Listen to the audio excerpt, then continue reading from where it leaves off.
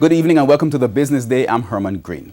President of the Jamaica Manufacturers and Exporters Association, JMEA, Metri Siaga, says the push to reduce sugar consumption will force industry players into new ways of doing business. Mr. Siaga said while the timelines given by the ministry could be longer, manufacturers are not opposed to the health-based decision. Among the changes to come about from the policy shift is a removal of Nutribunds from public schools. The drink sector, the sugary drink sector of the market is the fastest growing sector of any manufacturing sector in Jamaica. You open the paper every day. Just yesterday, I think there was one company that's doing a $4 billion investment.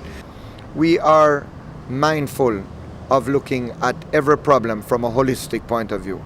And we recognize that people that drink too much sugar and die are not going to be able to buy more drinks. So we do not want to harm our society, our children especially. So we want to find a balance as to how we can work, industry and government together, to find solutions that work. So for example, we need to change some labeling requirements. We need to put some harsher warnings on labels. We need to reduce the sugar content. We need to start using more natural sugars.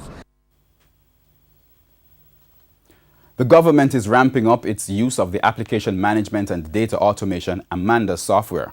This after Prime Minister Andrew Holness urged that municipal corporations aren't fully utilizing the system. President of the Jamaica Promotions Corporation, Jampro's Diane Edwards, says the system will now be open to the public.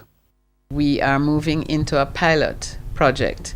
And what that means is that Kingston and St. Andrew metropolitan area, St. Anne and St. James are going to be 3 pilot areas for the rollout of the public portal, which is where the public is now going to be able to go online and track their applications. And I think that's an important phase 2, because that is what is going to make it really easier for the construction industry to get their approvals quicker, because you'll be able to establish timelines for each agency involved in the process, and you'll be able to have transparency as to who is holding up what application. So it's going to be challenging. It will change the philosophy, but I think it will really streamline the process of delivery of approvals.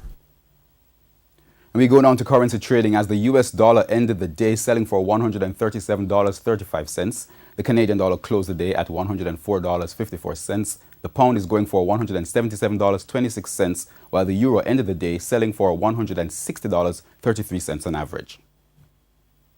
Oil prices traded lower today. Oil for delivery in October went down by 86 cents to settle at $67.77 a barrel.